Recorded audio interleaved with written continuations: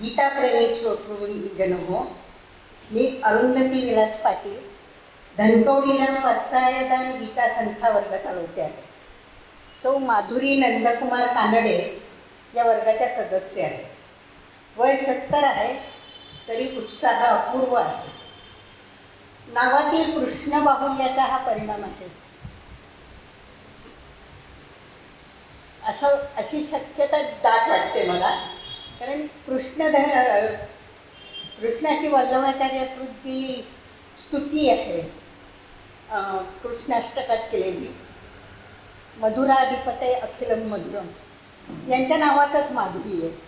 त्यामुळे ते माधुर्य तर त्यांच्यात आहेच.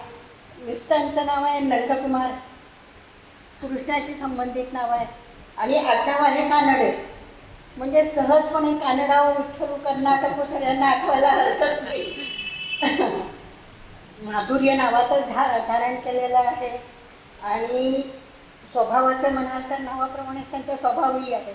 स्वभावात गोडवा आहे, त्याशिवाय समजूतदारपणा आहे, उत्साह आहे. हा उत्साह लग्नानंतर शिक्षण घेण्यात त्यांनी दाखवलेलाच आहे.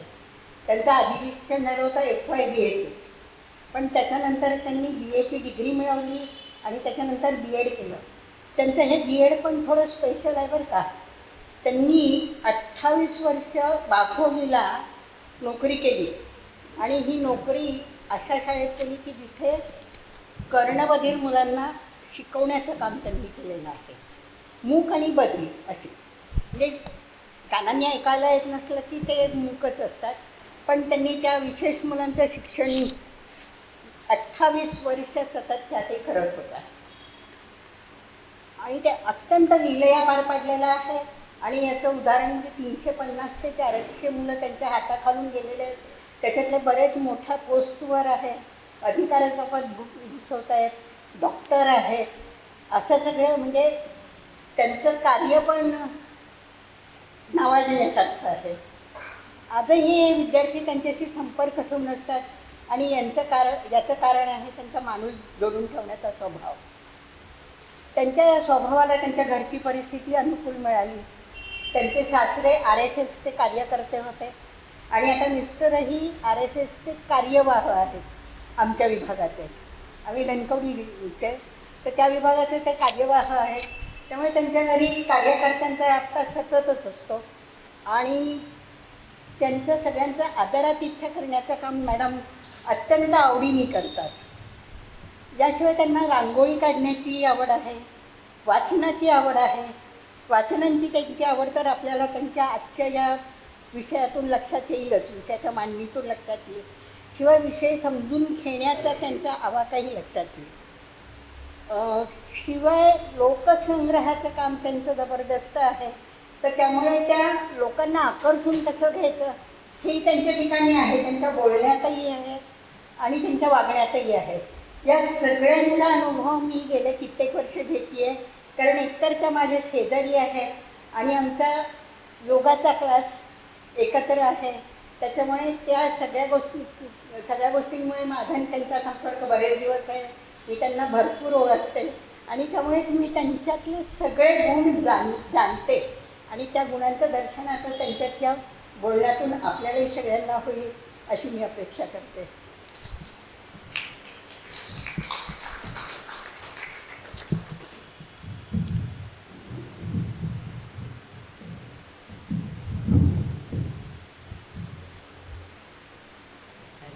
हॅलो मॅडमनी माझं इतकं कौतुक केल्यावर मला फारच जड वाटायला लागले की माझ्या जबाबदारी जरा जास्तच आली आहे असं मला वाटतंय. तर तुमच्या सगळ्यांना वंदन करून आलेले गुरुजन वर्ग, सगळे श्रोत्रवृंद, सगळे प्रतिष्ठित, समोर उपस्थित असलेले ओळखीचे अनोळखी, सगळे ऐकण्यासाठी उत्सुक असणारे, आणि मला ही बोलण्याची संधी दिलेलं गीता धर्ममंडळ, ह्या सर्वांचे आभार मानून मी माझ्या बोलण्याला सुरुवात करते. माझं जे काही बोलणं आहे तोडकं मोडकं ते तुम्ही आनंदाने ऐका अशी अपेक्षा करते. आज माझा विषय मी कळवला होता, तर तो आहे म्हणजे समाजसेवक, थोर समाजसेवक बाबा आमटे. बाबा आमटे ही एक विभूती आहे. बाबा आमटे हे एक ऋषितुल्य व्यक्तिमत्व आहे. आणि ह्या व्यक्तीविषयी बोलायचं कारण असं की हे साल आहे 2024. 2024 या साली बाबांची जन्मशताब्दी वर्ष साजरं होते. आणि त्या ह्याचा असा योग साधून मी हे शिवधनुष्य उचलण्याचा प्रयत्न करणार आहे. बाबांसारख्या इतक्या मोठ्या व्यक्तीचं कार्य माझ्यासारख्या छोट्या व्यक्तींनी आपल्या डोक्यात साठवून बोलायचं म्हणजे फार अवघड आहे, फार अवघड आहे. डोक्यात साठवून बोलायचं आणि वाचायचं असतं तर गोष्ट वेगळी होती, आपण किती खरडू शकतो. पण त्यांचं जसं जसं पुढे कार्य जाईल तेवढं वाढतच जात आहे. आवाका त्याचं वाढलेलंच आहे, इतका वास्ट आहे. आणि आजच्या घडीला आपण जर आंदोलनाची बाबांची विचार करायची सुरुवात केली तर ते आज एक मोठं इतकं साम्राज्य झालेलं आहे. पण साम्राज्य म्हणजे पैशाने मोठं साम्राज्य नाही, कार्याचं मोठं साम्राज्य आहे ते. आणि त्याची सुरुवात कशी झाली इथपासून मी सुरू करते. हे सुरू करत असताना बाबांना मी ऋषितुल्य म्हटलं. बाबांना ऋषितुल्य म्हटलं कारण त्यांचं कार्यच असं आहे. ऋषीमुनी हे कसे जंगलात राहतात आणि सर्व संघ परित्याग करतात आणि मग सर्व जे काही त्यांना मिळतं किंवा त्यांच्या प्राप्त होतं ते दुसऱ्यांच्यासाठी असतं, स्वतःसाठी काहीच नसतं. तसंच बाबांचं आयुष्य हे ऋषितुल्य आहे. आणि ऋषी कोणाला म्हणायचं तर ज्याचं नदीचं ऋषीचं कुळ आणि नदीचं कुळ हे कोणी बघायला जाऊ नये किंवा त्याची चौकशी करू नये असं म्हणतात. पण बाबांच्या बाबतीत आपल्याला सर्व माहीत आहे, पण तरी ते ऋषी आहेत.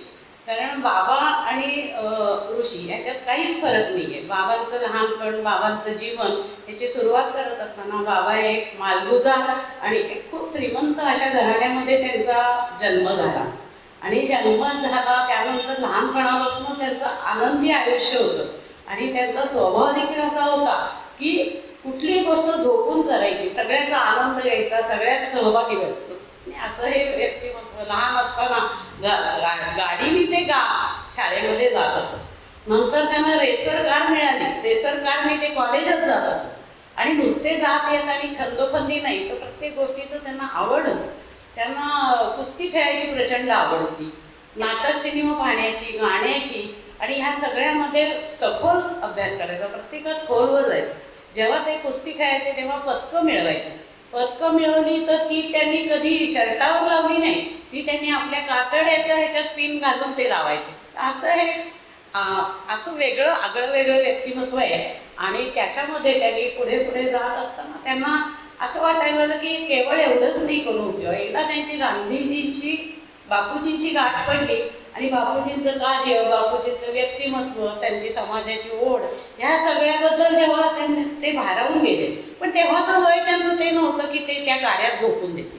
त्यामुळे तेव्हापासून त्यांच्या मनावर समाजाविषयी कळकळ, समाजातल्या दलित लोकांविषयी, गरीब लोकांविषयी, वंचित लोकांविषयी कळकळ निर्माण झाली. आणि ही सतत मनात होती.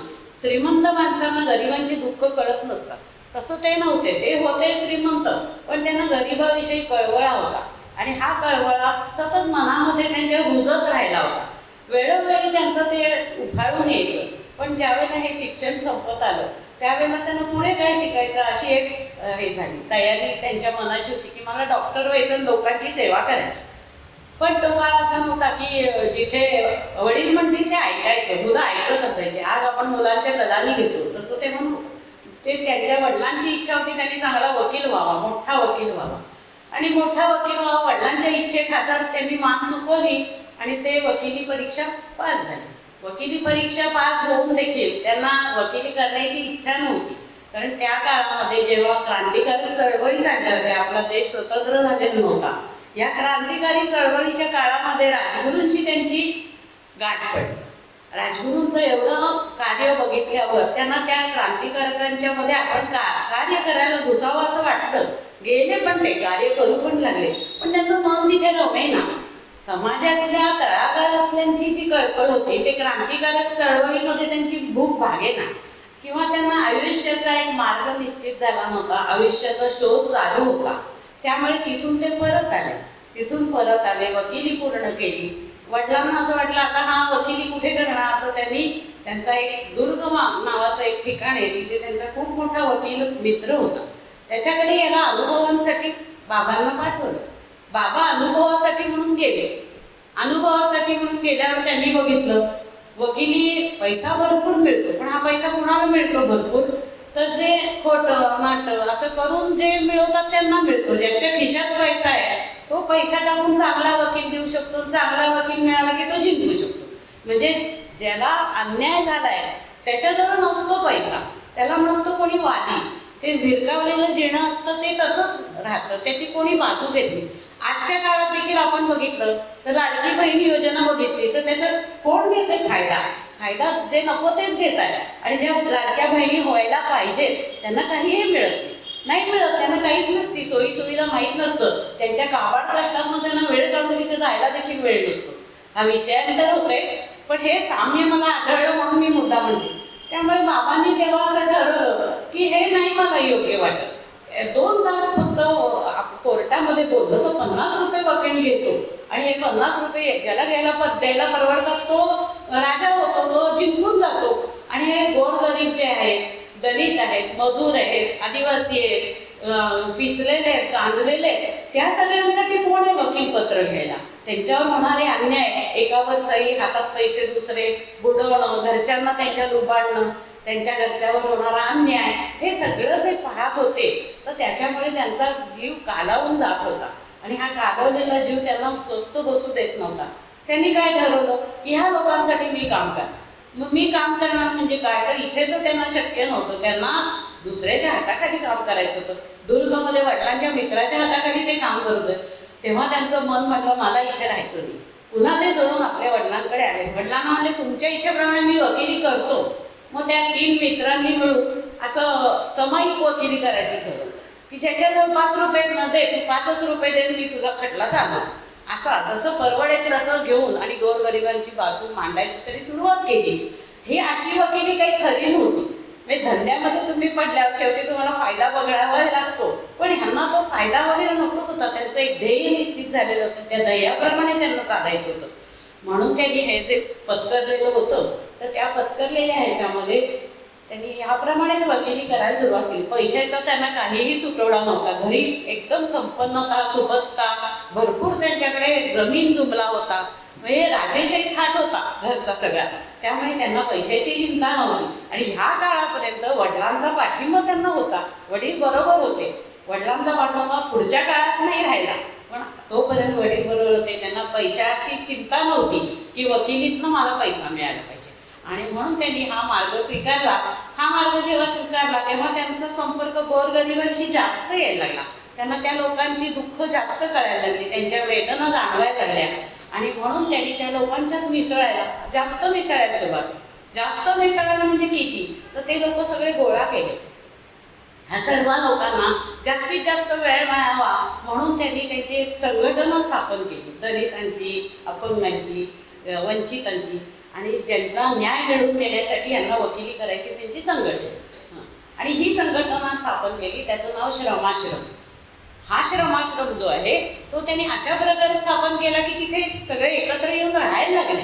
केवळ संघटना स्थापन केली नाही तर त्याच्यासाठी ते एकत्र राहायची सुरुवात केली. राहायला लागले म्हणजे कसे? एक त्या गावामध्ये एक वकील होते, त्यांच्या आउटहाऊस आणि बाहेर जागा होती बरीचशी. तिथे त्यांनी या लोकांना राहायला परवानगी दिली. हे सगळे लोक जे कामकरी आहे, कष्टकरी आहे, सगळे दिवस कामाला जायचे आणि ते तिथे सगळे संध्याकाळी एकत्र यायचे. बाबा तिथे असायचे, सगळे मिळून राहायला लागले. नंतर त्यांनी ह्याच्यातनं असा एक पर्याय काढला. आनंदवनाची ही एक सुरुवात होती. आनंदवनाची पायाभरणी होती असं म्हटलं तरी वावगं होणार नाही. कारण आनंदवनामध्ये जो सगळा एकोपा आज आपल्याला दिसतो तो तिथे सुरू झाला. तर तिथे सुरू झाला. संध्याकाळी सगळे एकत्र यायचे, सगळे चिडलेले, दमलेले, भागलेले, आणि ते एकत्र येऊन आपली सगळी मिळकत एकत्र करायची. सगळ्यांची मिळकत एकत्र करून त्यातून जी काय चटणी भाकरी, मीठ भाकरी मिळेल ते खायला त्यांना एकत्र शिजायचं, एकत्र राहायचे. शिजलेले असायचे म्हणून संध्याकाळी सगळ्यांची भजनं, कीर्तनं, सर्वधर्म प्रार्थना हे सगळं तिथे व्हायचं. म्हणजे त्यांना काहीतरी संस्काराचे देणगं द्यायला लागले ते बाबा. आणि अशा प्रकारे त्यांच्या जीवनाला काहीतरी अर्थ यावा, त्यांना न्याय मिळावा, समाजामध्ये त्यांना काहीतरी योग्य प्रकारे दिशा दिसावी, याच्यासाठी बाबांनी श्रमाश्रम सुरू केला. याच काळामध्ये बाबांचं लग्न ठरण्याचं घरी घाटत होतं. बाबांचं लग्न झालं तर साधनाताई या एक खूप कर्मठ घरातल्या होत्या आणि कर्मठ ब्राह्मण घरातल्या होत्या. त्या कुटुंबामध्ये अतिशय इतक्या टोकाची कर्मठपणा होता. नंतर पावित्र्य, सोळं हे सगळं पाळणारं घर, अशा घरातनं त्या आलेल्या. पण त्या जेव्हा यांच्याशी लग्न झालं त्यावेळेला पती जे म्हणाल ते, पती हा परमेश्वर आणि पती सांगेल त्याची इच्छा मान्य करणारी अशी ती पतिव्रता स्त्री होती. आणि शेवटपर्यंत त्यांचं कार्य त्यांनी त्यांच्या साथीने केलेले. पुढच्या काळामध्ये जेव्हा पद्मश्री, पद्मविभूषण ही त्यांना पदव्या मिळाल्या बाबांना, तर त्यावेळेला देखील बाबांनी एक वेगळं पायंडा घातला की त्या काळामध्ये त्यांनी सांगितलं, ज्या वेळेला मी हे माझ्या पदव्या घेईन तेव्हा माझ्या बायकोचं नाव तिथे उल्लेख पहिला आला पाहिजे. आणि हा सन्मान त्यांनी जेव्हा दिला साधनाताईंना, कारण त्यांचं कार्यही तेवढंच होतं. लग्न होऊन इकडे आल्या आणि तेव्हा यांचं कार्य सगळं या गोरगरिबांच्या सुरू झालेलं होतं. श्रमाश्रम संस्था स्थापन झालेली होती. लोक तिथे येत होते, राहत होते एकत्र. बाबा दिवस दिवस तिथे असायचे आणि यांचं लग्न झालं.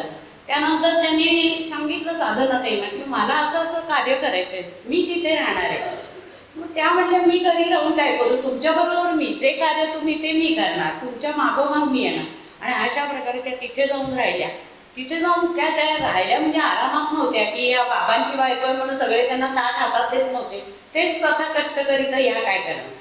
तर उलट त्या गोरगरिबांची पोरं बाळं सांभाळायची, नंतर झाडू वाळायचे, नंतर त्यांना खायला रांधायचं, संध्याकाळी जेवायला घालायचं, भांडी घासायची, सगळी कामं. श्रीमंतांच्या घरातून आलेली मुलगी, श्रीमंतांच्या घरातला आलेला मुलगा, पण या दोघांनी आपलं आयुष्याचं जी दिशा निवडली ती अशी निवडली. आणि ही निवडली त्याला साथ देखील बायकोची त्याचप्रमाणे मिळाली. आणि श्रमाश्रमामध्ये संध्याकाळचं जेव्हा जेवणं होत, खाणं होत, बाई आपल्या साधनात हे सगळं आवरत आणि त्यावेळेला इतर बायकाही त्यांना मदत करत आणि सर्व जातीचे, सर्व धर्माचे, गोरगरीब, मध्यम सगळ्या प्रकारचे लोक एकत्र राहायला लागले, एकत्र खाऊ पिऊ लागले आणि हा आश्रम खूप चांगल्या प्रकारे चालला. त्यानंतर मोठा दुष्काळ आला, साथीचा रोग आला आणि त्या काळामध्ये या श्रमाश्रम संस्थेची जरा विस्कळीतपणा आला. त्यामुळे इथलं कार्य थोडंसं मंदावलं. हे कार्य मंदावलं तरी बाबा शांत बसले नव्हते. बाबांच्या डोक्यात वेगवेगळे विचार सतत चालूच असायचे आणि त्यामुळे त्यांनी त्या कार्यातून वेगवेगळी कार्य पुढे सुरू जी केली त्याची पायाभरणी ह्यावेळेला. त्यावेळेला एकदा खूप जोराचा पाऊस, आता हा प्रसंग तर सगळ्यांना अगदी बाबा म्हटलं की हा प्रसंग डोळ्यापुढे येतो की बाबा एकदा पावसामध्ये रात्रीचे उशिरा परत येत असताना एका गटारीच्या शेजारी एक काहीतरी पोतं वळवळताना दिसलं. त्यांनी उघडून बघितलं तर सर्व अवयव झडलेला एक माणूस म्हणायचा का, पण त्याला नुसता गोळा राहिलेला, त्याचे हातपाय झडलेले, त्याचे सगळे अवयव विद्रूप झालेले, तो कुठे तोंड आहे आणि हे देखील कळणार नाही अशा अवस्थेत तो पडलेला आणि भर पावसात आणि त्याला हात लावता येत नाही अशी अवस्था होती. अशा त्या व्यक्तीला पाहिल्यावर बाबा घाबरले आणि घरी आले धावत पळत. घरी आल्यावर बायकोनी विचारला, सांगितलं अगं असं मी माणूस पाहिला, मला अतिशय भीती वाटली. पण मग म्हटले की मी आलो पळून, पण मला जरा गिल्ट वाटतंय, मी दोषी वाटतोय. का बरं असं? तर ते म्हणले अगं आपल्या घरातल्या कोणाला असं झालं तर आपण असे पळून येऊ का? मग हे आलं तर हे मी योग्य केलं का? हे मी योग्य नाही केलं, मला हे योग्य वाटत नाही, त्या माणसाला तसा टाकून मी आलो. पण त्या म्हणल्या असं नाही. त्याच्या आधी एकदा ज्यावेळेला गांधीजींची, बापूजींची जेव्हा गाठ पडली होती बाबासाहेब आमटेंची, त्यावेळेला त्यांची गाठ अशी रेल्वेमध्ये पडलेली असते. ब्रिटिशांचं राज्य असल्यामुळे सगळीकडे अत्याचार चालू असतात. एका नव्या नवरीवर अत्याचार एक ब्रिटिश अधिकारी करत असतो, तेव्हा बाबा मध्ये पडून त्यांनी त्या मुलीला सोडवलेलं असतं. तेव्हा बापूजींनी त्यांना सांगितलेलं असतं, तू एक मोठा साधक आहे, तू कसा आहेस, साधक सेवक आहेस. तर ते म्हणे मी सेवक आणि साधक कसा म्हणून मी स्वतःला, मी लोकांची सेवा करत नाही, मी साधक असलो तर मी त्याच्यापासून असं पळून येता कामा नये, मी असा आलो म्हणजे माझं चूक झालं. पुन्हा ते त्या पावसात परत गेले. त्या व्यक्तीला उचलता येत नव्हतं तरी त्याला उचलून घरी आणला. दोघांनी मिळून त्याच्या सगळ्या जखमा धुतल्या, ड्रेसिंग केलं आणि अशा प्रकारे त्या तुळशीरामाची, त्याचं नाव होतं तुळशीराम, सेवा केली. त्यातूनही ते वाचले नाहीत, पण त्याचं फार त्यांना दुःख झालं की आज समाजामध्ये आपल्यातली व्यक्ती एखादी, म्हणजे माणूस तो जिवंत आहे, पण त्यांना असं टाकतात का, तर ही वेदना आहे मनाची आणि शरीराची, दोन्ही वेदना आहे. आज कुष्ठरोग झाला म्हणजे त्या माणसाला लोकांनी इतकं वाईट टाकावं का, पण त्या काळात का, आजच्या काळात देखील खूप कमी झालं हे प्रमाण. आता औषधंही खूप निघाली आहेत, पण त्या काळामध्ये तर ते खूपच मोठ्या प्रमाणामध्ये अस्पृश्यता मानत होते किंवा कुष्ठरोग्यांना वाईट टाकत होते, त्यांच्या वसाहती वेगळ्या. आज आपल्या इथे कुष्ठरोगी उपचार करून बरेही होतात, समाजात मिसळतात, कामावर जातात, कामं मिळतात त्यांना, किंवा लोकांना देखील जाणवलं तरी लोक त्यांना इतके दुरावत नाही, दुरावा करत नाही. तरी मी मध्यंतरी पूर्वी, आत्ता 1-2 महिन्यापूर्वी ऐकलं की आनंदवनाच्या जवळच एक देऊळ आहे, तिथे म्हणे नवरात्रामध्ये, आमच्यातल्याच एकाच मैत्रिणीने सांगितलं, त्या देवळामध्ये नवरात्रामध्ये दर्शनाला सगळे बाबा त्यांच्या आनंदवनातली लोक येतात, पण आदल्या दिवशी सगळ्यांना दर्शन बंद करतात आणि त्यांचं दर्शन झाल्यावर देऊळ धुवून काढतात. मग ही काय अजून प्रगती झाली म्हणायची का आपल्या समाजाची? मला नाही असं वाटत ही प्रगती झालेली आहे. कारण तुम्हाला सांगते, ह्या रोगामधले थोडंसं रोगाविषयी बोलते, कारण मी देखील लेप्रसीचा एक कोर्स केलेला आहे, मी शिक्षिका होते, तर त्यामुळे हा कोर्स जेव्हा केला तेव्हा आम्हाला सांगितलेलं आहे की 80% लेप्रसीचे पेशंट बरे होतात, आणि वेळेत जर जे कळलं तर त्याच्यावर उपचार होऊन ते काही विद्रुपीकरण देखील येते. जर तुम्हाला उशीर झाला तर एक अवयव हळूहळू संवेदनाहीन होतो आणि मग तो गळून पडतो किंवा तो विद्रूप होतो, तर खराब होऊन शरीरापासून वेगळा होतो. पण असे 20%च पेशंट असतात. मग हे 20% पेशंटमध्ये तो असेलच असं नाही, पण आपल्याला असं वाटतं काय सांगावं, नशीब माझं नेमका तो 20%ला निघाला, म्हणून समाज सगळा घाबरतो. आजही घाबरतो, तेव्हाही घाबरत होता, पण आज खूप प्रगती झालेली. त्या काळामध्ये 35 लाख लोक हळूहळू दत्तधाम म्हणून एक होतं, तिथे यांचा आश्रम होता कुष्ठरोग्यांचा. तिथून बाबांनी जेव्हा आनंदवनाचं काम सुरू केलं मोठ्या प्रमाणात, तर सरकारी हॉस्पिटलच्या बाहेरच ते झाडाखाली दवाखाना सुरू केला, आणि त्यांनी केलेल्या कामाने झालेले बरे रोगी पाहिल्यावर लोक हळूहळू वाढायला लागले आणि 35 लाखपर्यंत लोक आनंदवनामध्ये आपल्याला उपचार घेत होते. पण ही संख्या, आनंदाची गोष्ट म्हणजे आज कमी होत 5 लाखावर आली. म्हणजे कुष्ठरोगी बरे झाले, समाजात मिसळायला लागले, लोक त्यांना सामावून घेऊ लागले, आणि हे यश आहे. बाबा आमटे म्हटलं तर फक्त काही कुष्ठरोग्यांवरच काम आहे असं नाही. बाबांचा सगळ्या समाजाला समानता मिळावी, न्याय मिळावा, सगळ्यांना एकी व्हावी, दलितांना वर आणावं, गोरगरिबांना वर करावं, आणि त्यांच्यासाठी आपण काहीतरी कार्य करावं, हे त्यांचं एक दृष्टिकोन होतं. म्हणजे समाजामध्ये सर्व समावेशक व्हावं, सर्वांना सारखेपणाने सगळं मिळावं. कोणी इतका गरीब राहू नये की त्याला अन्न नाही, वस्त्र नाही, निवारा नाही, किंवा तो समाजापासून दुर्लक्षित आहे. ह्या कामामुळे त्यांनी सुरुवात जी केली ती जरी कुष्ठरोगाने केली, तर त्यावेळेला 1949 साली त्यांनी कुष्ठरोग्यांसाठी महारोग सेवा समितीची स्थापना केली. महारोग सेवा समितीची स्थापना झाली, तर ही समिती रजिस्टर झाली. त्यानंतर त्यांना लोक पाहिजेत. आता टाकून दिलेले लोक रस्त्यावर असले तर दिसतात, पण ज्यांना थोड्या प्रमाणात महारोग झाला असे लोक कुठे शोधायचे? मग हे शोधकार्य जे होतं, हे शोधकार्य त्यांनी सुरू केलं. हे शोधकार्य सुरू करण्यासाठी त्यांना काही घरोघरी जाऊन असं विचारता येत नव्हतं, आहे का तुमच्याकडे कुष्ठरोगी, किंवा अशी सरकारी यंत्रणा नव्हती की काही त्यांच्याकडनं यांना कळेल. मग ते सर्च अँड ट्रीट ही त्यांची योजना होती.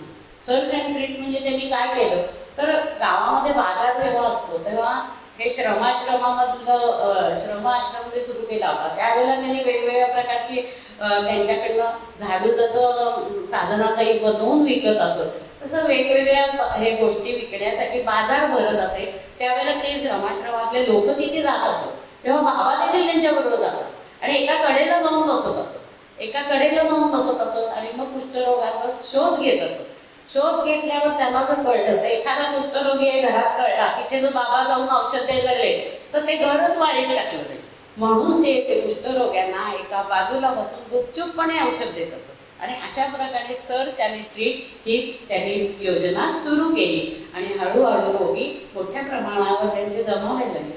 जमा व्हायला लागले तर दवाखाना कुठे काढायचा, जागा होती का काय होतं. तर त्यावेळेला त्यांना 51 साली त्यांच्या प्रयत्नातून आर के पाटील म्हणून होते, तर त्यांच्या प्रयत्नातून त्यांना जागा मिळाल्या. 40 एकर जागा मिळाली.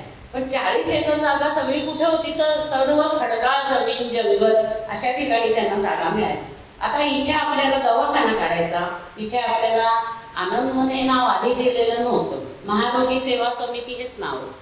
महारोगी सेवा समितीचं काम करतात म्हटल्यावर त्या लोकांनाही वाईट टाकत असत लोक. फक्त ते रोग झालेल्यांना नाही, त्यांच्यासाठी काम करणाऱ्यांना पण समाजात तेवढंच काम नव्हतं. म्हणून त्यांनी दुसरं नाव काहीतरी आपण ठेवावं, आनंदवन. आनंदवन हे नाव बाबांनी त्याच्यात निवडलं आणि त्यांना आनंद निर्माण करायचा होता. अशा लोकांच्याच आनंद ज्यांच्या जीवनामध्ये कुठेही सुखाचा लवलेश नाही, समाजाने ज्यांना धुडकारले, शरीराने वेदनेने त्यांना धुडकारले, अशा लोकांच्या जीवनात आनंद आणायचा म्हणून आनंदवन हे नाव बाबांनी आपल्या मनात निश्चित केलं. आनंदवन फुलवणं. आज आपण आनंदवनामध्ये गेलो तर आपल्याला फॉरेस्ट ऑफ जॉय अशा प्रकारे लोकांना तिथली भावना होते. आज आपण बघायला गेलो तर आपल्या सगळं आबादी आहे. आपण गेलो तर आपल्याला मस्त अटॅच संडास बाथरूम आहे, गरम पाणी आहे, गार पाणी आहे, जेवायला व्यवस्थित आहे, नाश्ता वेळच्यावेळी, काही कमी नाही. तुम्ही अवश्य जा आणि आनंद बघा. आणि बघाल तर डोळे फाटतील एवढं तिथली प्रकल्प आहे. इतकं प्रचंड काम आहे, बघण्यासारखंच आहे ते.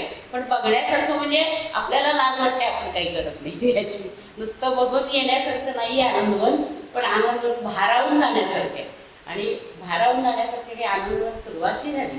तर ती सुरुवात होताना आनंदवनासाठी 40 एकर जमिनीवर आता जायला पाहिजे, तिथे राहायला पाहिजे, तिथे काम करायला पाहिजे, आपले रोगी तिथे यायला पाहिजे. मग काय पाहिजे, तिथे एखादी खोली पाहिजे. खोली कशी बांधता, पैसा नव्हता. ह्या काळामध्ये आई वडिलांनी त्यांच्यापासूनचे संबंध तोडले होते. आता त्यांच्याकडे पैसा नव्हता. आता त्यांचं सामान्य जीवन होतं, कष्टकऱ्याचं जीवन होतं. स्वतः मिळवा, स्वतः खा आणि त्या लोकांसाठी कष्ट करा आणि एक ध्येय निश्चित करा. या प्रकारे जीवन जगत असताना आता आनंदवनासाठी मिळालेल्या जमिनीवर त्यांना तिकडे वरोरा म्हणून आहे तिथे होती, तिकडे जायचं. पण कसं जायचं, कोण काम करणार. बाबांना आणि साधनाताईंना एकट्यानं शक्य नव्हतं. त्यांचे कोण सोबती होते, तर 6 कुष्ठरोगी त्यांच्याबरोबर तिथे यायला तयार झाले. 6 कुष्ठरोगी आणि 14 रुपये फक्त खिशामध्ये होते. एवढ्या भांडवलावर बाबा आणि ताई आनंदवनाच्या निर्मितीसाठी गेले. प्रचंड जंगल कापलं तरच उभं राहायला जागा, इतकं दाट जंगल होतं. अशा जंगलामध्ये वर जे साथीला आहेत ते कुष्ठरोगी, त्यांचे हात धड आहे तर पाय नाही, पाय धड आहे तर डोळे धड नाही, अशा अवस्थेमध्ये त्यांचे होते. पण त्यांची मनाची उमेद होती. त्यांनी काय सांगितलं होतं त्या लोकांना, एक आशेचा किरण दाखवला होता. तुम्हाला जर काही प्राप्त करायचं असेल तर तुम्हाला त्याच्यासाठी झोपून देऊन काम केलं पाहिजे आणि काम केलं तर फळ मिळणार. तुम्ही जर दान घेतलं, कुणाचंही दान घेतलं ना तर तुम्ही नादान व्हाल. दान घेतल्यावर नादान होणार, पण श्रम केले तर त्याच्यातून निर्मिती होणार आहे. आणि हे त्यांनी तत्त्व जेव्हा त्यांना दिलं त्यावेळेला बाबांचं हे तत्त्व त्या लोकांच्या मनात रुजलं आणि त्यांनी कामाची तयारी दाखवली. जसं जमेल तसं ते लोक काम करत राहिले. कुठलीही गोष्ट आणायची तर त्यांना जंगलामधनं जाऊन गावामधनं वस्तू आणाव्या लागत होत्या. पहिल्यांदा वस्तू तर नाही, पहिली त्यांनी एक झोपडी उभी केली. पण साधनातही यायच्या म्हणल्यावर 2 तरी झोपड्या हव्यात. ते आलेले 6 जण आणि हे दोघं राहणार म्हणल्यावर 2 झोपड्या उभ्या केल्या. या झोपड्या म्हणजेच त्यांचा दवाखाना होता. तिथेच लोक येत होते. जसं जमेल तसं बाबा उपचार करत होते. आता उपचार करायला बाबा काही डॉक्टर नव्हते, बाबा वकील झालेले होते. मग आता कसे उपचार करणार. ड्रेसिंग करणं आपण घरगुती देखील करतो, पण ह्याला काहीतरी शास्त्रशुद्ध आपल्याला उपचार करायला पाहिजे, तेव्हा ते बरे होतील. त्या लोकांना बरं करायचे, नुसतं बरं नाही करायचं, त्यांचं पुनर्वसन करायचं. हे सगळं दूरदृष्टी, बाबांच्याकडे खूप मोठी दूरदृष्टी होती, नियोजन होतं, दूरदृष्टी होती, स्वतःला ताणण्याची क्षमता होती. त्यांना माहीत होतं की आपण जर स्वतःला ताणलं तर आपण कुठलीही गोष्ट साध्य करू शकतो. फक्त तुमचा मनाचा तेवढा हिया पाहिजे. एखादं ध्येय गाठण्यासाठी, नियोजनासाठी समोर एक ठेवायचं, त्याच्यापर्यंत जायचं आणि त्याला ताणण्याला पाहिजे स्वतःला. असं नियोजन आणि ताणणं हे दोन्ही असेल तर ध्येयसिद्धी निश्चित होणार. हे बाबांच्या मनाने घेतलं होतं. अशा प्रकारे त्यांनी त्या 6 लोकांच्या साह्याने हळूहळू जमीन साफ करून तिथे कुटीरं उभारायला सुरुवात केली. 51 साल होतं, 1951 साल. त्या सालामध्ये भूदान चळवळ चालू होती. भूदान चळवळीच्या वेळेला विनोबा भावे आणि गौतम बजाज हे दोघं जण त्या भागातून जात होते. त्यावेळेला त्यांना बाबांच्या कार्याची सुरुवात झालेली ऐकू आली होती. अशा प्रकारे कार्य करतात म्हणल्यावर विनोबांना त्यांना भेटण्याची उर्मी आली. विनोबा बाबांना भेटण्यासाठी आनंदवनाच्या जमिनीपाशी आले. त्यावेळेला त्यांनी हळूहळू आपल्या कुटीर उभारायला सुरुवात केली होती. संख्या वाढत होती, कुष्ठरोगी वाढत होते आणि वाढलेले कुष्ठरोगी त्यांच्याबरोबरच होते. त्या 2 कुटीरच्या 4 कुटीर होत होत्या. विनोबाजी आले आणि विनोबाजी तिथे पाहिल्यावर त्यांना इतका आनंद झाला या कार्यामुळे. ते म्हणले, आनंद म्हणजे तुम्ही श्रमातून आनंद निर्माण केलाय, श्रमातून हा जो आनंद निर्माण केलाय.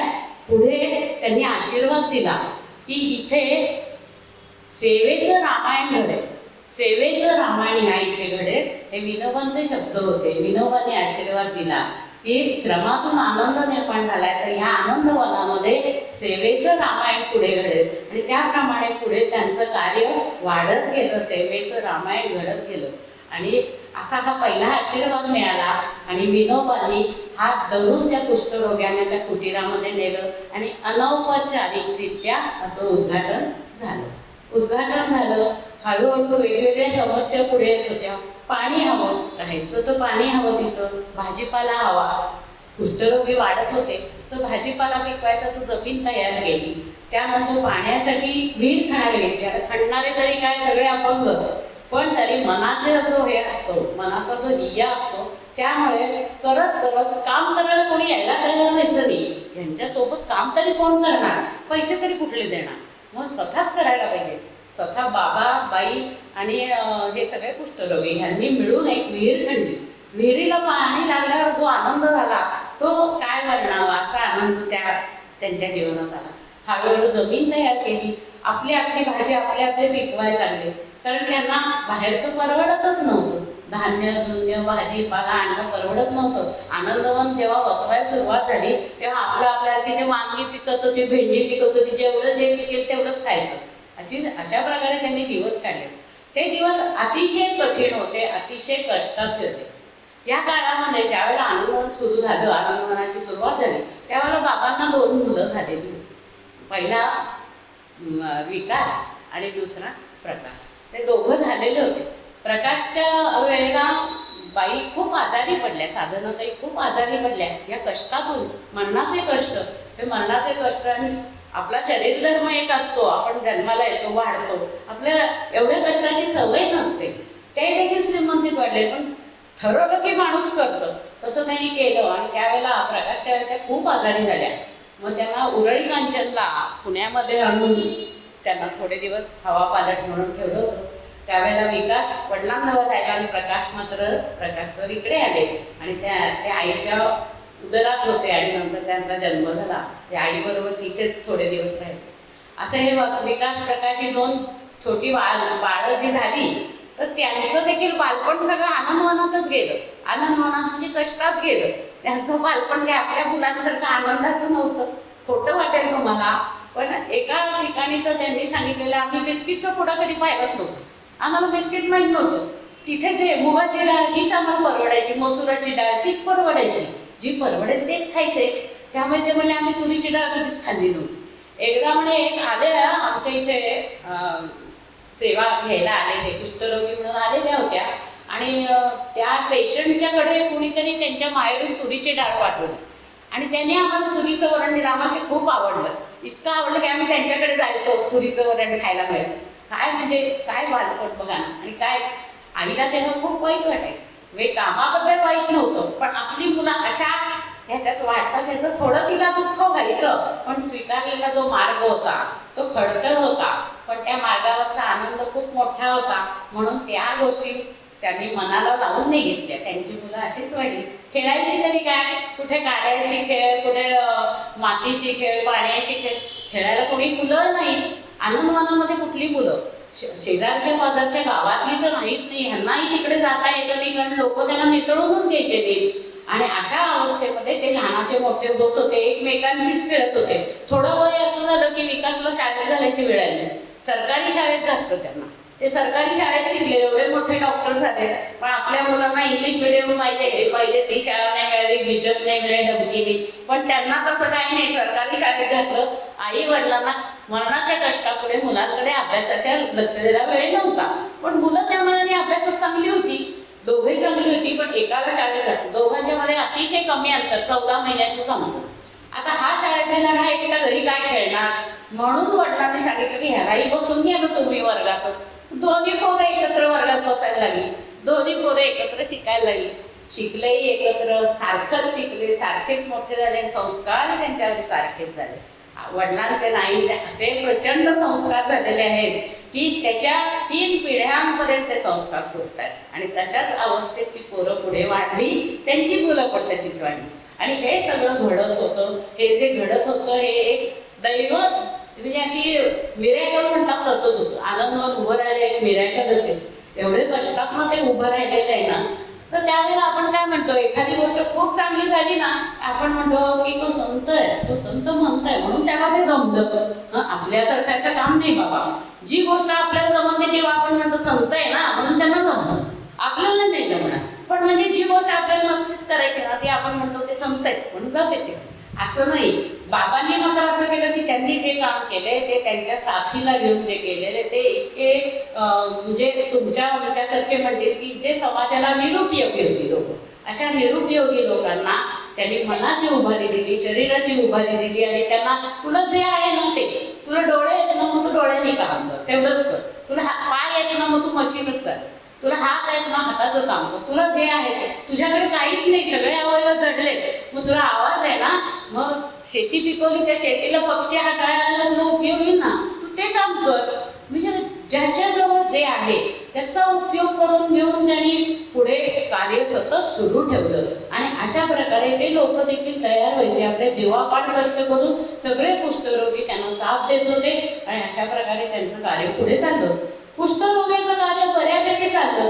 पैसा तर कमी पडायचा, श्रम पण कमी पडायचा. लोक श्रम करायला बाहेरनं कोणी येत नसायचे. वरोरा गावातनं, बाहेरच्या गावातले लोक लांबणं बघायचे. काहीतरी चालले, लोक वाढले, पण मिसळायचे नाही. यांची मुलं शाळेत गेली तरी बाकीची मुलं यांच्या जवळ बसायची नाहीत. का तर ही का तर कुष्ठरोग्यांच्या वसाहतीत न येतात, कपडे बिपडे यांचे त्यांच्यापेक्षा बरे असायचे म्हणूनही नाही बसून घ्यायची. ती लोक खूपच गोरगरीब होती, त्यामुळे त्या मनाने त्या शाळेत येणारी त्यामुळे यांना मिसळूनच घ्यायचं नाही. यांना इतकं वाईट वाटायचं या मुलांना, आम्हाला मित्र नाही. मग एक नारायण हत्के म्हणून होता, तो यांच्या बैलगाडीतून जायचा. आणि त्याला मग साधनाने विचारलं, तू राहशील का रे आमच्याकडे, खूप गरीब होते.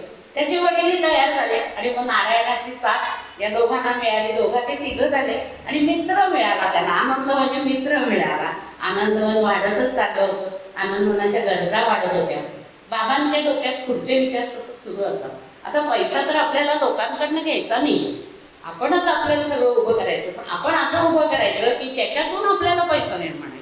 शेतीवाडी करत होते, हळूहळू ते भाजीपाला पिकवत होते. भाजीपाला वाढत गेला, त्यांच्या गरजा भागून उरायचा. आता तो विकायचा नाही. थोडे दिवस लोकांनी घेतला, नंतर लोक ते डोक्यात आलं त्यांच्या, नको पिकवलेला असतो या लोकांनी, आपल्याला काही झालं तर काय घ्या, नको. मग घेईन असे झाले लोक. मग पुन्हा काहीतरी वेगळा मार्ग काढायला पाहिजे. त्यांच्याकडे एक विनोबांनी दिलेली एक लंगडी गाय होती. ज्या वेळेला या आजारी होत्या आपल्या साधनात, तेव्हा विनोबांनी एक लंगडी गाय दिली होती की तिला काहीतरी पौष्टिक म्हणून तरी त्यांना दूध तरी देत जा या मुलांना. त्या लंगड्या गाईची पिल्लं झालेली होती, वासरं झालेली होती. नंतर अजून गायी वाढवल्या आणि मग दूध काढायला लागले. आपल्यापुरतं दूध उरत होतं, दूध विकायला लागलं.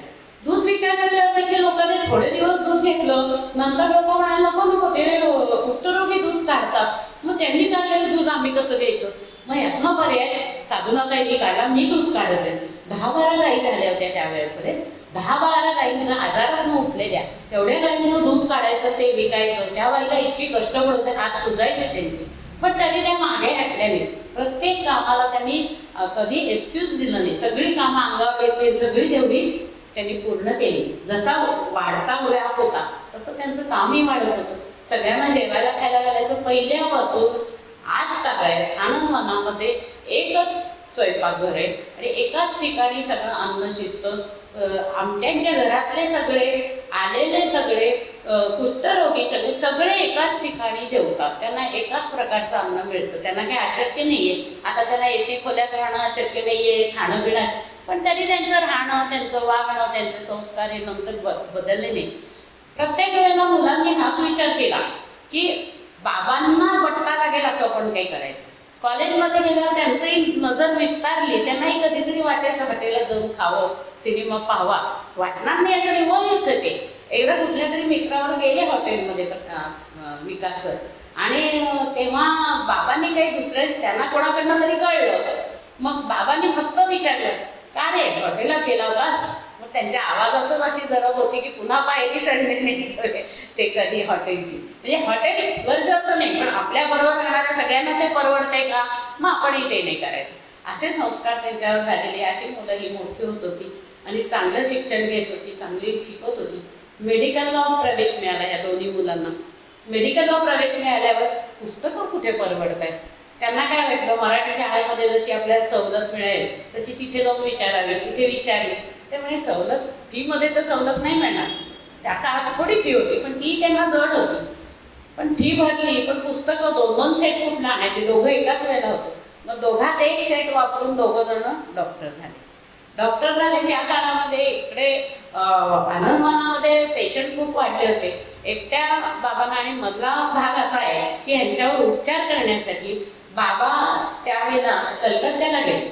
डॉक्टर धर्मेंद्र म्हणून होते, तर ते अधिष्ठाता होते. त्यांनी यांना सांगितलं की तुम्हाला ह्या दृष्टीने मार्गदर्शक असा जो पॅरामेडिकल कोर्स आहे तो मी तुम्हाला सांगतो. तो केला त्यांनी, तो केला. तर त्यावेळेला बोलता बोलता डॉक्टर काय म्हणले की ह्याच्यावर जास्त वरती का निघत नाही, काही लस निघत नाही, काय निघत नाही, कारण ह्याचे जे जंतू आहे ते माणसाच्या शरीरातच वाढतात.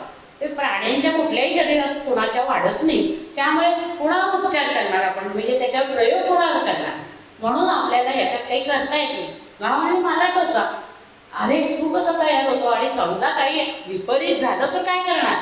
ते म्हणे मला त्याची भीती नाही, मला माझे कुष्ठरोगी दिसत आहेत, काय होईल जास्तीत जास्त त्यांच्यासारखा मी पण होईल. ते भोगतात ते मी भोगीन, पण मी एक मार्ग स्वीकारलाय. मला त्यांच्यासाठी तर चांगलं करता आलं तर मला काय. 2 वेळेला त्यांनी ती लस टोचून घेतली आणि त्यांना काहीही झालं नाही. होती ना परमेश्वर पाठीशी त्यांच्या, होता त्याचा आशीर्वाद आणि होणार होतं पुढे सगळं कार्य.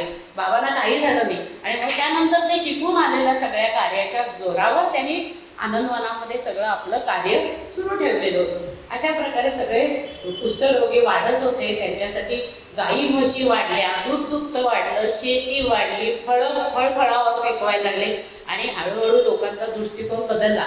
कारण ह्यांच्या आनंदवनात पिकलेल्याचा कस इतका चांगला असेल, दूध चांगलं, फळं चांगली, भाजीपाला. शेवटी आपण दुर्लक्ष थोडंसं करतोच की नाही. काही वेळेला देखील म्हणतो ह्या बेकरीतनं काही घेऊ नये, या फळवाल्याकडनं काही घेऊ नये, घ्या. पण काय घेऊ नये आपण असं म्हणतो. पण जर त्याच्याकडे चांगलं असलं, जाऊ दे, मिळत नाही आपल्या लोकांकडे काही चांगलं, मग जाऊ दे त्याच्याचकडनं आणू असं आपण म्हणतो. आपण काहीतरी मुरड घालतो. तशी लोकांनी मुरड घातली. शेवटी लोकांना ते पसंत पडलं होतं, ते घेतलं जाऊ लागलं. हळूहळू हा व्याप सगळा वाढला. त्यांच्याकडे 4 पैसे यायला लागले. त्यांना 4 पैसे मिळाल्यामुळे लोकांचं व्यवस्था चांगली करता यायला लागली आणि लोक हवे होते. एकटे बाबा किती जणांवर उपचार करणार, म्हणून त्यांनी बाहेरचे डॉक्टर बोलवायला सुरुवात केली.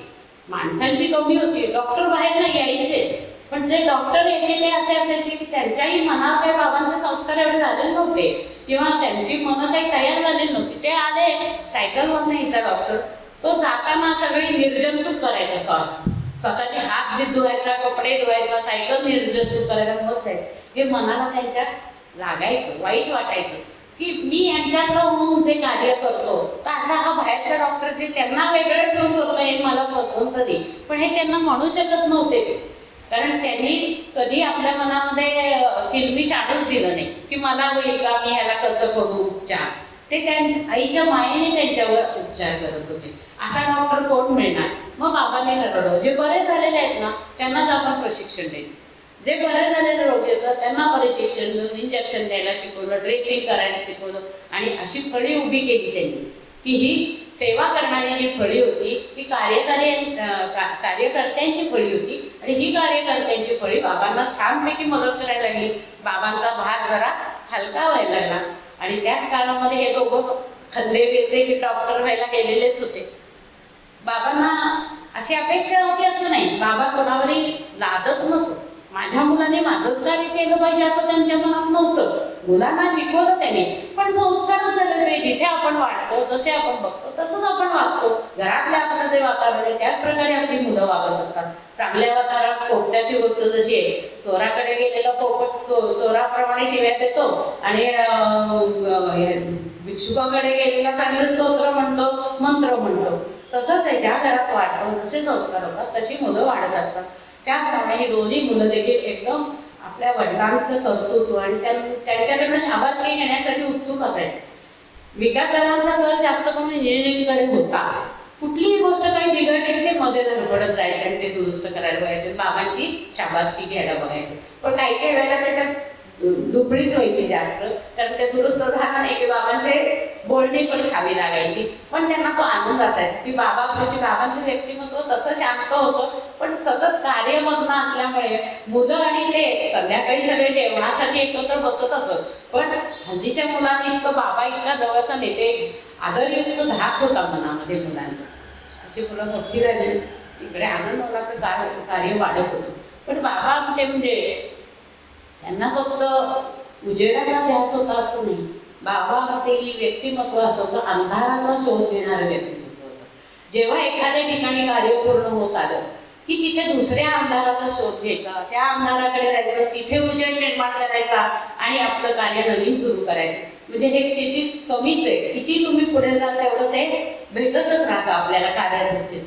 अशा प्रकारे बाबा काम करत असताना आनंदवनाचं होत आलं, मुलं हाताशी येणार आहे हे दिसत होतं. पैसा तसा कमी पडत होता. मग यांना एक मार्ग काय काढला, आपलं कार्य आपल्यापुरतं सीमित राहून नाही चाललं, आपलं कार्य जगाला कळलं पाहिजे, जगाने यात सामील झालं पाहिजे. म्हणजे पैशाच्या दृष्टीने तर व्हावंच, पण कार्याचे त्यांना समाजाची जागृती निर्माण व्हायला पाहिजे. या लोकांना त्यांनी आपलं मानलं पाहिजे, या लोकांनी सामावून घेतलं पाहिजे. यासाठी त्यांना काहीतरी करण्याची तळमळ होती.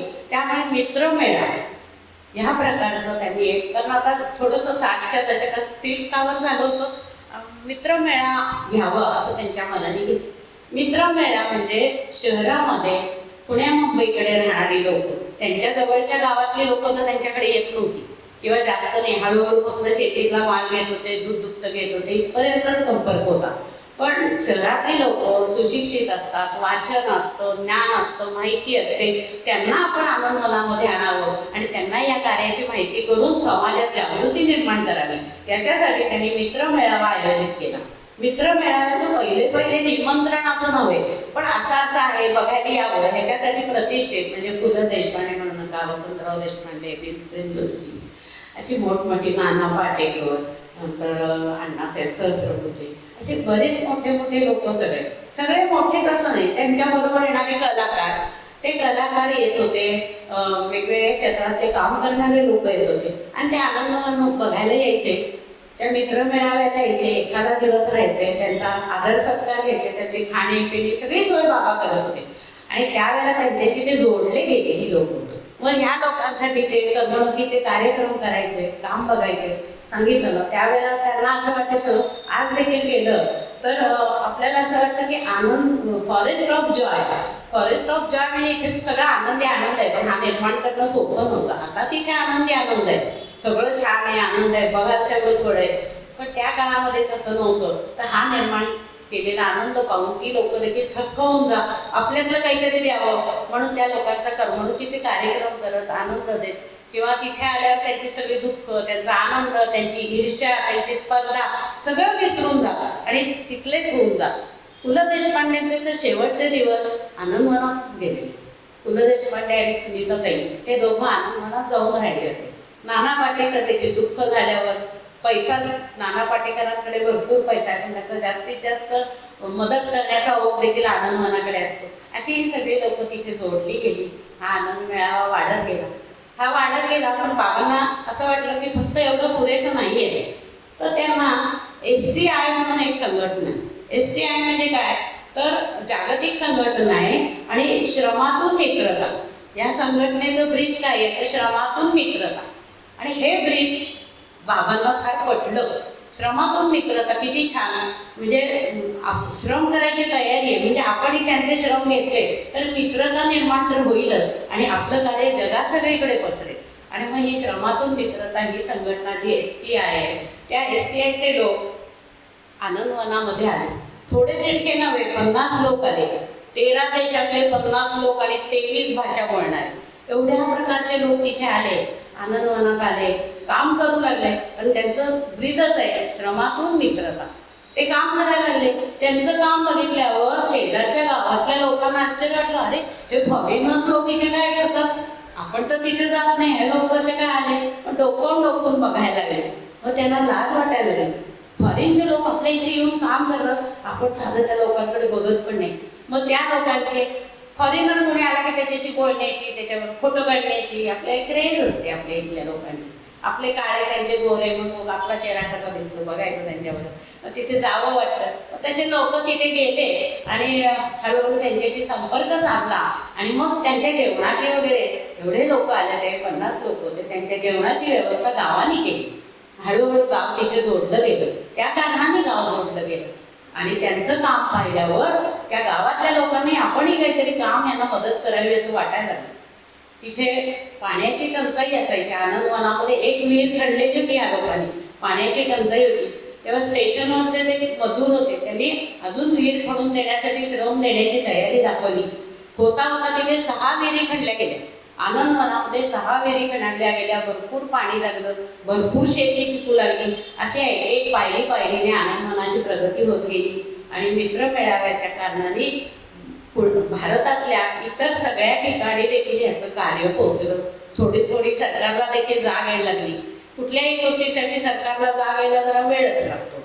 त्याप्रमाणे यांना काही मागणी असली की त्यांची मागणी पुरी व्हायला वेळ लागायचा, खूप वेळ लागायचा.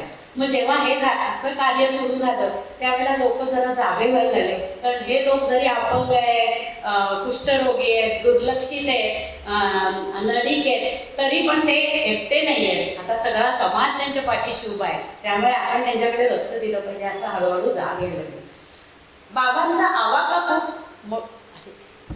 बाबांचा आवाका खूप मोठा होता. त्यामुळे त्यांना असं वाटायचं की फक्त आपण इथेच काम करून नाही चालणार, आपल्याला जगातल्या देखील घडामोडी ते देखील आपल्याला माहीत पाहिजे आणि त्याप्रमाणे देखील आपण समाजाशी जोडलं गेलं पाहिजे. तर आता काय जगाशी आवाका म्हणजे काय करायचं, तर जगामध्ये ज्या घडामोडी घडतात, तर त्यावेळेला पेट्टाचा भूकंप झाला होता.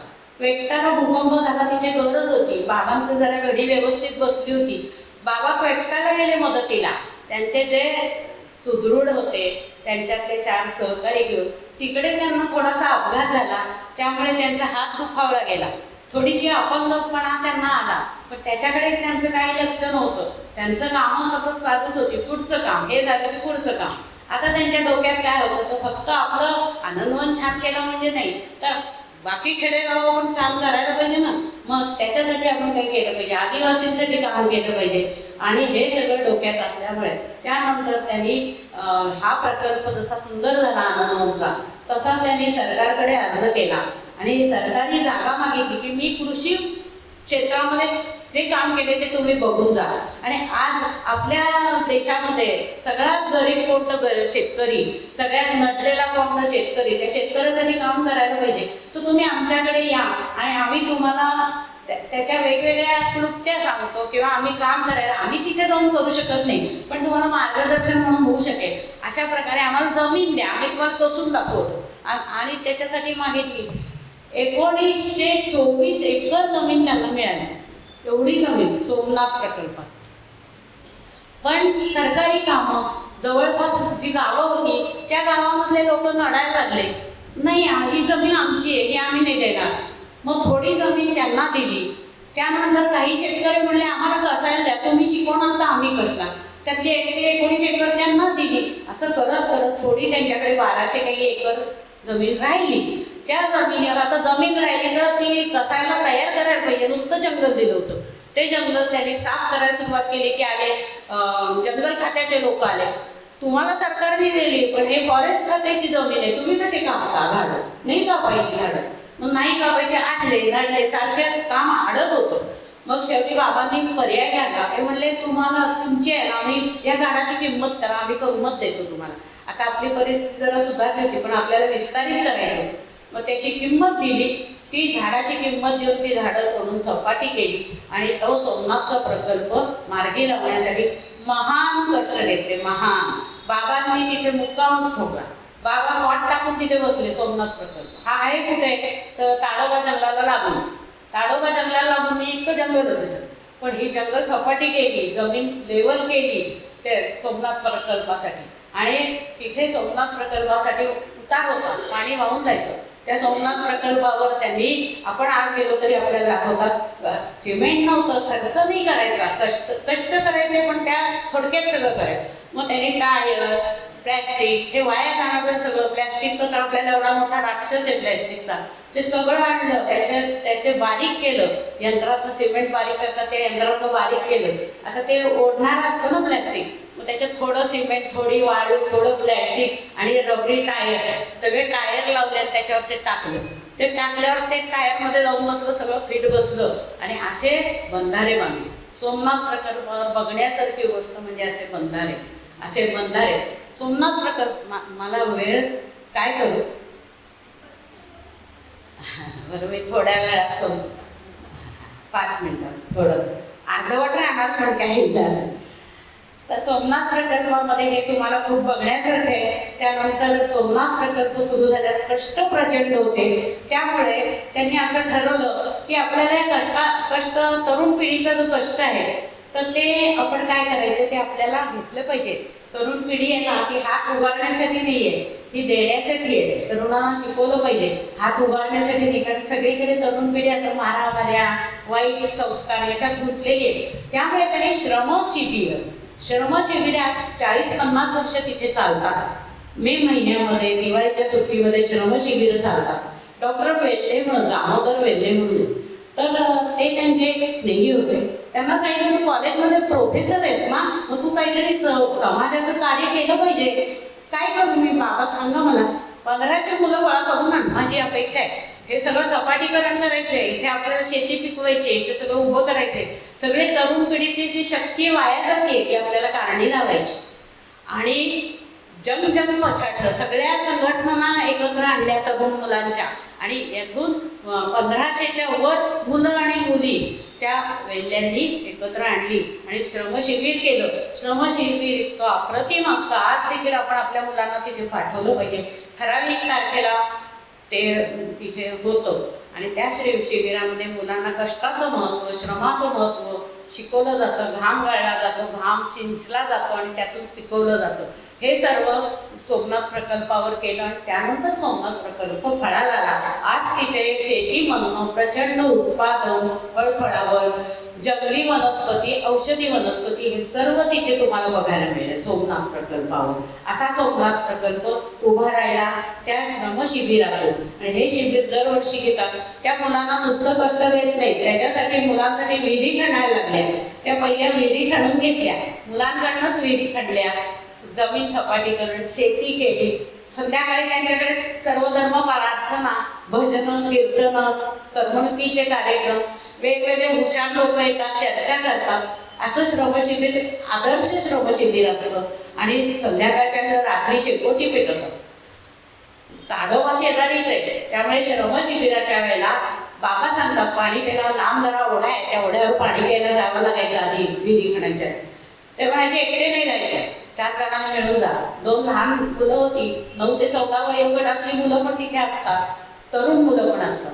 तर ती मुलं गेली तिथे आणि घाबरून पळत आली, कारण त्यांना बिबट्याचं प्रतिबिंब दिसलं पाण्यामध्ये. एकदा असं संध्याकाळच्या वेळेला शेकोटी चाललेली असं गावामध्ये शांत, सगळे शांत बसत. वाघ आले, जंगलात राहिले, जंगलात वाढले, जंगलात मोठे झाले. कार्य सगळं केल्यामुळे त्यांना वासाने कळतं, वाघ आलेला त्यांना वासाने कळतं. त्यांनी शांत बसत, तो आला, पलीकडेच ओढा होता, तो आला, शांतपणे पाणी प्यायलं आणि उडी मारून निघून गेला, काही केलं नाही यांना. पण अशा सगळ्या वातावरणात या जंगलामध्ये हे सगळं उभं करताना साप, विंचू, काटे हे त्यांचे सोबती होते. ते असं म्हणतात की माणसातला विंचवाचा डंख जो असतो, माणसाचा डंख विंचवाच्या डंखापेक्षा विषारी असतो. त्यांच्या मुलांनी देखील ते अनुभवलेलं आहे. आणि मुलं लहान असताना पाणी आणायला लांब जायला लागायचं, झोपडी तर कुणाची, आणि पाऊस मरणाचा पडला. अशा वेळेला दोन्ही मुलं घरात, आई पळत पळत आली बघायला, अगं बाई पोरं कुठे पडली का काय, झोपडी पडलेली, पण पोरं कॉटखाली जाऊन बसली होती, बाजेखाली जाऊन बसली होती. म्हणजे हे परिस्थिती माणसाला कसं स्वतःला वाचवायला शिकवते. हे सगळे संस्कार, हे सगळे उपचार करत करत ही मुलं मोठी झाली. आज खूप मोठं कार्य ती मुलं पण करतायत. मला खूप वाईट वाटते की मला खूप कार्य सांगायचे, खूप अर्धवट आहे, मला खूप वाईट वाटते. पण काही इलाज नाही, आपल्याला वेळाचं बंधन आहे. त्यामुळे मला पुढचा अर्धा भाग थोडा थांबवावा लागतोय. अजून कार्य आहे, बाबांचं गोकुळ म्हणून कार्य आहे, अनाथ मुलांना सांभाळलं. हेमलकसाचं, प्रकाश आमट्यांचं कार्य तर प्रचंड मोठं आहे. प्रकाश आमट्यांना तुम्ही प्रकाश आमट्यांचा सिनेमा सगळ्यांनी पाहिला, त्यामुळे बऱ्यापैकी सगळ्यांना माहीत असेल. पण त्यांचंही तसंच आहे, बाबांसारखंच कार्य आहे. प्रकाश आमट्यांना त्यांचा मुलगा झाल्याचं 2 महिन्यांनी कळलं. 2 महिन्यांनी त्यांना कळलं की आपल्याला मुलगा झालाय. कारण हेमलकसा जो आहे प्रकल्प, लोकबिरादरी प्रकल्प, त्या तिथला सगळा बरोबरशी संबंधच फक्त पावसाळ्यात असं उंचट्यावर असल्यामुळे बाजूने सगळं पाणी भरतं, सायकलवर जाणं येणं असतं. अशा ह्याच्यात त्यांच्या देखील पत्नी मंदाकिनीताई, मोठ्या विकासकांच्या पत्नी भारतीताई, या सगळ्यांनी कार्य केलं. आता 3री पिढी कार्यरत आहे आणि ती पण तेवढ्याच हिरिरीने आणि तेवढ्याच आत्मीयतेने जीव ओतून कार्य करते. आपण अवश्य एकदा बघायला जा आणि खूप आनंद घ्या या गोष्टीचा. आणि आपण स्वतःमध्ये थोडा काहीतरी आपल्याला जिथे जे मदत करणं असेल शक्य ते आपण करावं अशी अपेक्षा. सॉरी, मला अर्धवट बोलायला लागतंय.